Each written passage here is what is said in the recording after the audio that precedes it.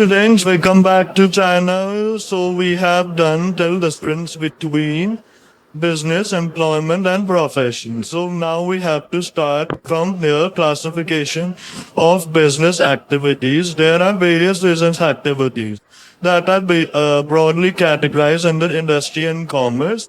Industry is concerned with the production of processing goods and material.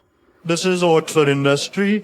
And if we talk about for commerce, commerce include all those activities which are necessary for facilitating the exchange of goods and services. यानी कि industry में वो सारी activities आती हैं जो उसकी production के लिए होती हैं, और कॉमर्स में वो सारी एक्टिविटीज आती हैं जो सेलर और बायर के बीच में जो एक्टिविटीज आते हैं, यानी कि exchange of goods and services के लिए जो एक्टिविटी आती है वो सारी आपकी कॉमर्स के अंदर आती है. तो दोनों के बीच में डिफरेंस आपको समझना हो जाना चाहिए. Now we will learn more detail about industry and commerce. If we talk about industry, refers to those economic activity which are connected with the conversion of resource into useful goods. यानी कि जो तुम्हारे resources है उनको final goods में convert करना, resources जो है उनको फाइनल गुड्स में कन्वर्ट करना इस इंडस्ट्री. ठीक है, यानी कि इसमें प्रोडक्शन से रिलेटेड एक्टिविटी आ गई, सेल से रिलेटेड एक्टिविटी जो है वो आपकी कॉमर्स में आती है. ठीक है, generally the term industry is used for activity with mechanical appliances and technical skills are involve. Industry यानी बड़ी सी बिल्डिंग जिसमें अंदर कारखाना, स्टील की कंपनी, ये सब चीजों से आपके माइंड में आता है, लेकिन में वो एक्टिविटीज इन्वॉल्व होता है प्रोड्यूसिंग और processing as well as breeding and raising of animals. इसमें इस तरीके की एक्टिविटीज भी आती हैं. The term industry is used to mean groups of firms producing similar or related products. ठीक है, for example, cotton textile industry refers to all manufacturing units producing textile goods from cotton. Industry का मतलब ये नहीं है एक building, industry में बहुत सारी यूनिट्स आती है. जैसे ऐसे एग्जाम्पल भी देकर बताया है कि अगर कॉटन टेक्सटाइल इंडस्ट्री है तो एक बिल्डिंग नहीं है खाली कि एक बिल्डिंग है बस एक ही कॉटन टेक्सटाइल है. इसके अंदर डिफरेंट मैन्युफैक्चरिंग यूनिट्स हैं जो टेक्सटाइल गुड्स बनाते हैं कॉटन की हेल्प से. ठीक है, ऐसे ही यहाँ पे इलेक्ट्रॉनिक इंडस्ट्री के बारे में भी बोला गया है कि electronic industry would include all the firms. Electronic industry would include all the firm producing electronic goods and so on. तो इसका तो ये होता है. इंडस्ट्रीज जो है वो फर्दर 3 ब्रॉड कैटेगरीज में डिवाइड है. मेन है प्राइमरी, सेकेंडरी एंड टर्शियरी. इन तीनों मेन कैटेगरी में डिवाइड है.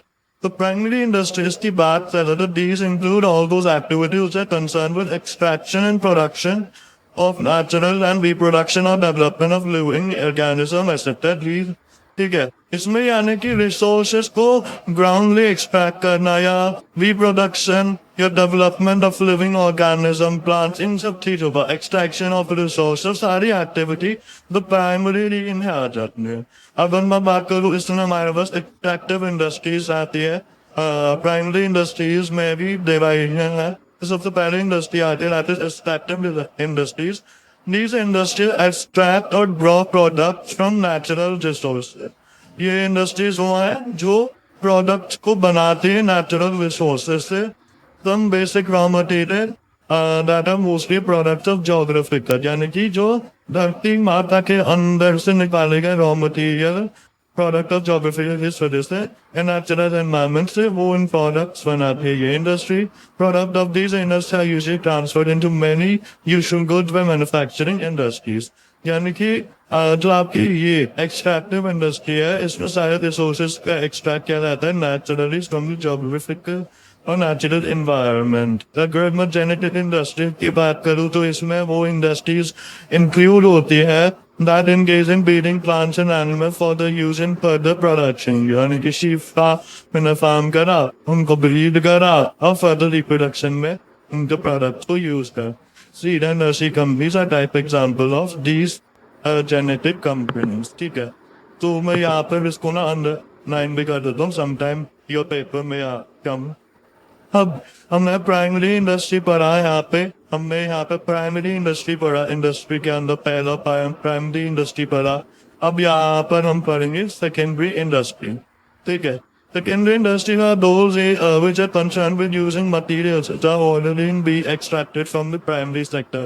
इसमें जो भी तुमने resources primary industries में निकाला है, extract करा, extractive या genetics जो भी निकाला है resources, वो सारे तो have use होते हैं for making further products, और ये industry process such materials to produce goods for final consumption.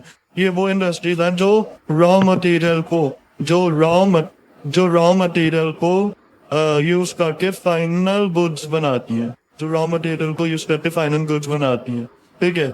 आगे अगर हम देखें, for example mining of iron is a primary industry, but manufacturing of steel by the way processing of raw irons को use करके manufacture करना is secondary industry का काम है। अब अगर हम देखें इसमें हमारे पास आती है सबसे पहली मैन्युफैक्चरिंग इंडस्ट्री, सेकेंड इंडस्ट्री में ही। Manufacturing industries are those industries which are engaged in producing goods through raw materials and facilitating from utilities, यानी कि जो रॉ मटेरियल से गुड्स बनाती है और they bring out Divers finished product. We consume or use a conversion of raw material or partially finished materials, and ये finished material का भी use कर सकती है। Manufacturing industry may be further divided into 4 categories on the basis of method of operation of production, यानी कि क्या produce करते हैं, क्या ऑपरेशन में लेते हैं, उसके बेसिस पे हमारे पास मैन्युफैक्चरिंग इंडस्ट्रीज जो है वो फर्दर डिवाइड की गई है। तो सबसे पहली मैन्युफैक्चरिंग इंडस्ट्री जो है that is analytical industry. Analytical industry क्या करती है, ये एनालाइज करती है और सेपरेट करती है different elements from the same material. अब in that cases oil refinery, oil में एलिमेंट्स है, मटेरियल्स है, उनको सेपरेट करना एनालिटिकल इंडस्ट्री का काम है। सिंथेटिकल इंडस्ट्री में क्या होता है, इसमें combine various ingredients into new product, इसमें डिफरेंट इंग्रेडिएंट्स को मिलाते हैं, मिक्सअप करते, कंबाइन करके और एक नया इंग्रेडिएंट बनाते हैं। सीमेंट क्या हमारे को रॉ मटेरियल होता नहीं, हम सीमेंट बनाते हैं डिफरेंट एलिमेंट्स, डिफरेंट इंग्रेडिएंट्स को यूज करके सीमेंट बनाते हैं, ठीक है। अब इसके बाद है प्रोसेसिंग इंडस्ट्री का मतलब जो सक्सेसफुल स्टेप ऑफ मैन्युफैक्चरिंग, जिसमें मैन्युफैक्चरिंग फिनिश प्रोडक्ट होते हैं उनको आगे फर्दर यूज करता है, यानी कि शुगर और पेपर, इनको आगे शुगर को आगे डिफरेंट प्रोडक्ट्स में यूज किया जाता है, पेपर को नोटबुक्स इन सब चीजों में बनाया जाता है। फिर असेंबलिंग इंडस्ट्री में जो असेंबल करते हैं different component to make a new product. अब car is an example of this, because car में डिफरेंट प्रोडक्ट्स लगते हैं उसको फाइनल बनाने के लिए, तो वो कौन असेंबल करता है, दैट मेक्स असेंबलिंग इंडस्ट्री। इसके बाद हमने यहाँ पे सेकेंडरी इंडस्ट्री के अंदर हमने पहले पढ़ी मैन्युफैक्चरिंग इंडस्ट्री, फिर इसके अंदर हम पढ़ेंगे कंस्ट्रक्शन इंडस्ट्री। कंस्ट्रक्शन इंडस्ट्रीज कौन सी इंडस्ट्रीज होती है, ये वो इंडस्ट्रीज होती है that are involve in construction of building, dam, bridges, road as well as tunnel and canals. इनकी कंस्ट्रक्शन में काम आए वो कंस्ट्रक्शन इंडस्ट्रीज है। Engineering, architectural skills are an important part in this construction industry. अब हमारे पास हमने यहाँ पे पहली प्राइमरी, सेकेंडरी, अब हम यहाँ पे पढ़ेंगे टर्शियरी इंडस्ट्री। ये वो इंडस्ट्रीज होती हैं that are concern with providing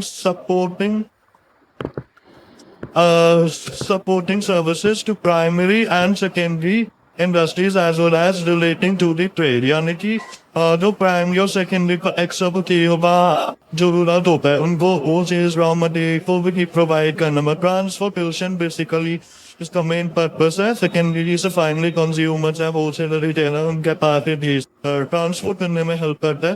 service facilities ये प्रोवाइड करता है।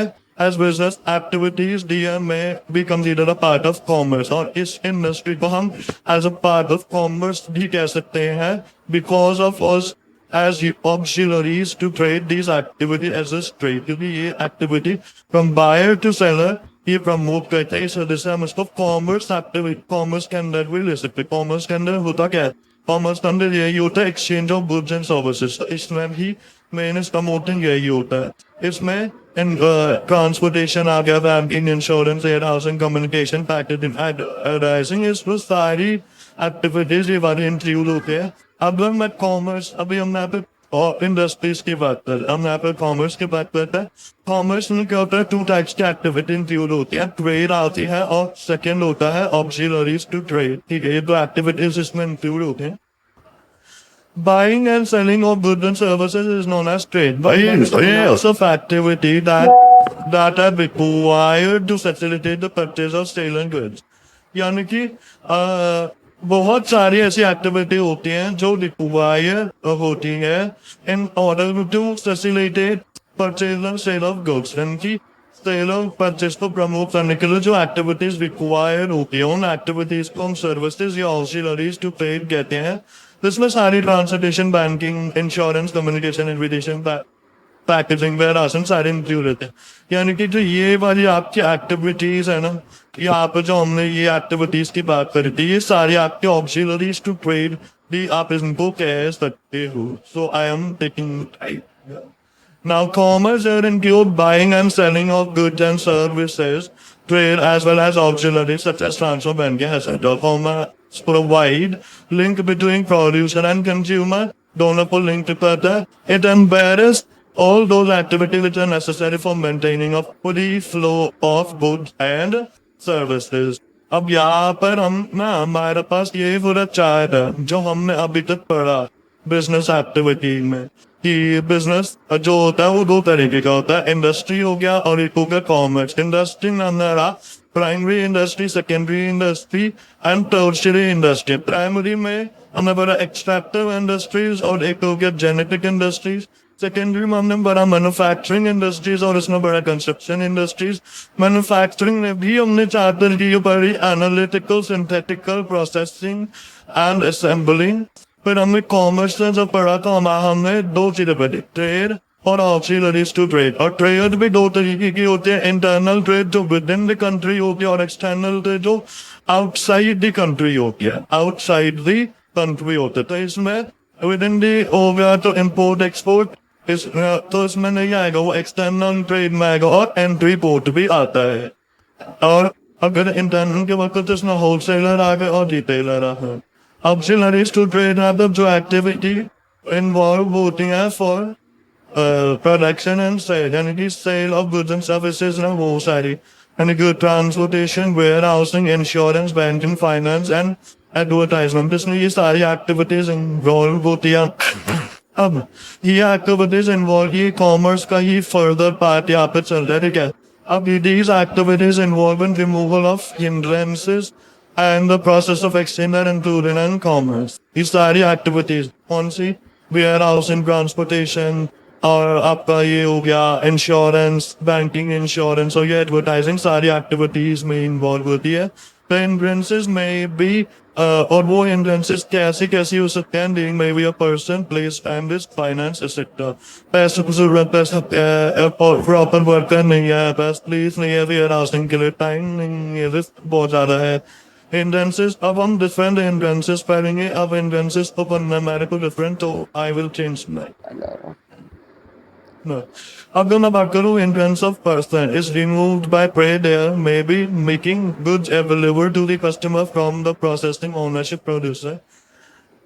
अब जो ट्रांसपोर्टेशन है यहाँ पे अलग दूसरा पॉइंट है, ये एक पॉइंट है यहाँ पे, यहाँ तक फिर एक पॉइंट है transportation, remove hindrances of place and moving goods from place of production to market for sale. यानी कि ट्रांसपोर्टेशन कौन से हिंड्रेंस को रिमूव करता है, ये रिमूव करता है production place of sale place, जहाँ पे जरूरत है गुड्स को, जहाँ पे बेचा जा रहा है वहां तक ट्रांसपोर्टेशन फैसिलिटी प्रोवाइड करनी चाहिए, ये इन ट्रांसपोर्ट हिंड्रेंस जो प्रोवाइड करता है। अब बात करो स्टोरेज और वेयर हाउसिंग जो एक्टिविटीज होती है, ये हिंड्रेंस ऑफ टाइम को रिमूव करती है by facilitating holding stock of goods to be sold when required. यानी कि जो स्टोरेज और वेयर हाउसिंग है, ये दोनों जो है हिंड्रेंस ऑफ टाइम को रिमूव करती है as to facilitate holding of stock of goods to be sold यानी कि स्टॉक को मेंटेन करने में मदद करती है। अब मैं बात करता हूँ यहाँ पे good health in stock has a good in course of transit subject to risk of loss or damage due to fire. अब जो good हमने स्टोर करा या ट्रांसपोर्टेशन के वक्त इन लॉस या डैमेज या थेफ्ट या चोरी हो सकता है या आग लगना या एक्सीडेंट हो गया, तो इस वजह से डैमेज भी हो सकता है। तो इनको हमें प्रोटेक्शन प्रोवाइड करनी होती है बाय इंश्योर, इनके गुड्स को इंश्योर करने के बाद अगर हम इन गुड्स का इंश्योरेंस करवा लेंगे तो we have no loss no profit.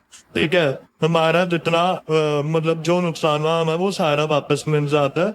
तो capital records undertake top of activities provided, और जो कैपिटल इन सब चीजों एक्टिविटीज को प्रोवाइड करने में लगती है, कौन सी एक्टिविटीज को, ये सारी एक्टिविटीज को प्रोवाइड करने में जो कैपिटल लगती है वो कौन प्रोवाइड करता है? Banking and financing institutions provide करते हैं। एडवर्टाइजिंग मेक इट पॉसिबल, और एडवर्टाइजिंग, अब यहाँ पे एडवर्टाइजिंग की बात करते हैं तो advertising make it possible for the producer to and traders to inform customer about the goods and services available in the market, and advertising के through आप अपने customers को अपने goods और services के product की information उन तक पहुंचा सकते हो। ठीक है, hence commerce is said to be considered an activity of removing hindrance of percentage time risk finance and information and process of exchange। यहाँ पे ये सारे मैं इनको एक बार हाईलाइट करता हूँ, ये सारे hindrances जो है you should know कि पेपर में आने की पूरा संभावना है। ठीक है, दिस इज वेरी इंपॉर्टेंट। ठीक है, आगे मैं बात करता हूँ तो आगे हमारा first sale and transfer of goods and services lead physical और virtual. It helps in making goods produce available to customer or users. These days are produced on larger scale, and it is difficult for activities may involve water to make the goods available to the customers in different markets. Different markets में अपने goods को available करने के लिए businessmen engage होते हैं trading activities में, और अगर trade नहीं होगी तो it will not possible to undertake production activities on a large scale। तो हम production को नहीं बढ़ा पाएंगे। Activities जो as a trade persist करने में काम आते रहता है known as auxiliaries to trade। तो यहाँ पे माप करना कि what is auxiliaries to trade, activity which are undertaken to assist trade is auxiliaries to trade। और यह एक्टिविटी वो सर्विसेज होते हैं basically because these are in nature of facilitating activity relating to industry, जैसे ट्रांसपोर्टेशन हो गया, banking, insurance, housing, advertising regarding our auxiliaries to trade. In fact, these activities supports not only trade, ये सब trade को नहीं खाने support कर, but ये इंडस्ट्रीज और एंटायर बिजनेस एक्टिविटी हो। अगर ये मेन तो पूरा बिजनेस ही नहीं हम चला पाएंगे। Services of technologies are integral part of commerce, in particular business and activity in general. These activities help in removing various hindrances which arise in connection with the production and distribution of goods. ये activities जो है ये बहुत सारे तरीके के hindrances को help करते हैं बिजनेस करने में, जिससे हम आप प्रोडक्शन बायर और सेलर के बीच एक परफेक्ट कम्युनिकेशन कनेक्शन बना सकते हैं with the production and distribution of goods and service. अब ट्रांसपोर्टेशन फैसिलिटी जो है मीन्स क्या है, one place to another move out करना। तो बैंकिंग प्रोवाइड फाइनेंशियल असिस्टेंस, यहाँ पे ये सारी इनकी डिटेल्स पे बना करें, ये डिटेल्स ये पूरा याद आपको करना पड़ेगा। जो ट्रांसपोर्टेशन फैसिलिटी है ये movement of good from one place to another place. Banking provide financial assistance to manufacture and trader. जो इंश्योरेंस है वो तुम्हारा बिजनेस रिस्क को कवर करता है। Warehousing creates a time utility, यानी कि तुम्हारे को बल्क और स्टोरेज करने में मदद करता है। एडवर्टाइजिंग तुम्हारे प्रोडक्ट की information to the consumer provide करता है। तो in other words these activities facilitate movement, storage, financial discoveries and sale and promotion of goods. So here till that is all for today. इसके बाद हम next part में करेंगे। Till then take care, bye bye.